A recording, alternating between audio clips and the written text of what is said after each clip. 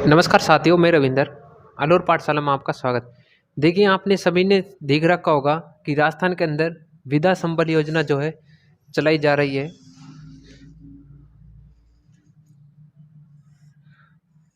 और इसके जो फॉर्म स्टार्ट हुए हैं वे हो गई हैं। और अब आज तारीख हो गई है 2 नवंबर।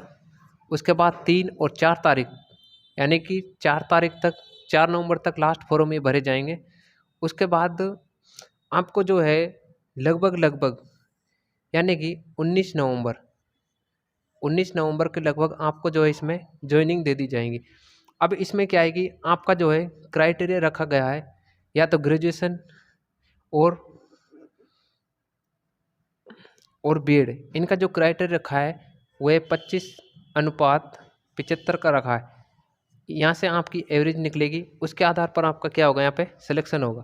उसके बाद क्या आएगी इस विद्या संबल योजना में। अब बच्चे यहाँ पर, जैसे कि इनका एग्ज़ाम भी अब आने वाला है जनवरी में, क्या है रीट वालों का क्या है एग्ज़ाम आने वाला है। अब मेरा कहना तो यह है कि देखिए, अपने मार्क से मत भटकना। अगर किसी को लगता है कि हमारे फर्स्ट पेपर में, प्री पेपर में अगर अच्छे नंबर बन रहे हैं, तो आप बिल्कुल इनके चक्कर में नहीं पड़े। और चलो फॉर्म भर दिया तो कोई बात नहीं। अगर फॉर्म भर दिया है और आपको लगता है कि आपको कॉन्फिडेंस है कि हमें इसमें जो है सिलेक्शन हो जाएगा रीट के अंदर, तो आप बिल्कुल इस पर ध्यान नहीं दें। आप बिल्कुल अपनी तैयारी में जुटे रहें, क्योंकि आपको पता है अगर आपको ज्वाइनिंग 19 नवंबर को अगर मिल भी गई तो स्कूल तो आपको जो है कंटिन्यू जाना पड़ेगा, और वहाँ पर बच्चों को पढ़ाना भी पड़ेगा। और अगर नहीं जाएंगे तो वहाँ पर कोई ऐसा कुछ होगा भी नहीं, तो यहाँ से आप अपना मार्ग से भटक सकते हैं। देखिए, राजस्थान के अंदर एक कहावत है, मैं आपको एग्जाम्पल देता हूँ। एक ग्रीष्ममेल का युद्ध हुआ था। किसका? ग्रीष्ममेल का युद्ध आपने सुना होगा। ये है अपने राजस्थान के अंदर जैतारण पाली के अंदर। कहाँ पर है? जैतारण पाली में है। और ये युद्ध हुआ था राजस्थान में 5 जनवरी 1544 ईस्वी को। अब देखो, मारवाड़ के शासक राव मालदेव, कौन? राव मालदेव वर्सेस, ये हुआ था शेर शाह सूरी के बीच में। किसके बीच में? शेर शाह सूरी के बीच में हुआ था।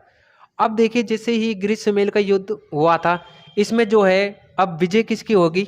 शेर शाह सूरी की होगी। लेकिन ये वो वाली विजय नहीं है, इसमें बहुत ही कठिनाई से, मतलब कि ये लकी है अगर इसकी इसमें जीत हुई है, तो ये बाल बाल बच गया था।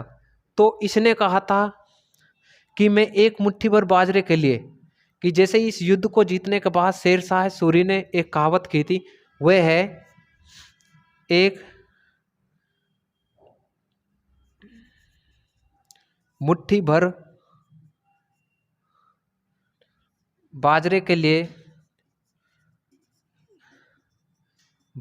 लिए हिंदुस्तान की बादशाहत खो देता। क्या खो देता? ये शेर शाह सूरी ने कहा था जब ये इस युद्ध को जीता था, कि मैं एक मुट्ठी भर बाजरे के लिए हिंदुस्तान की बादशाह खो देता।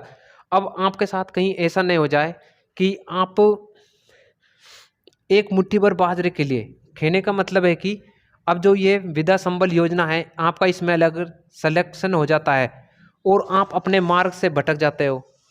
अगर आप अपने मार्ग से भटक जाते हो और एक मुट्ठी भर बाजरे के लिए, मतलब कि विद्या संबल योजना में अगर आपका सिलेक्शन हो जाता है 1 साल के लिए अनपरमानेंट, तो आप यहाँ पर इस कहावत के हिसाब से समझ सकते हो।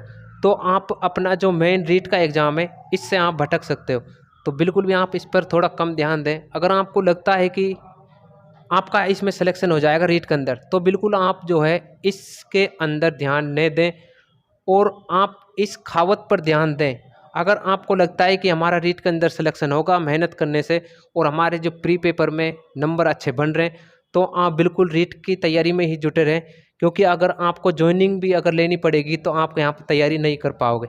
तो हमारा तो कहना यही है कि अगर आप रीट के अंदर सिलेक्शन लेना चाहते हो, तो बिल्कुल आप कंटिन्यू बने रहें और कंटिन्यू तैयारी करते रहें। नमस्कार।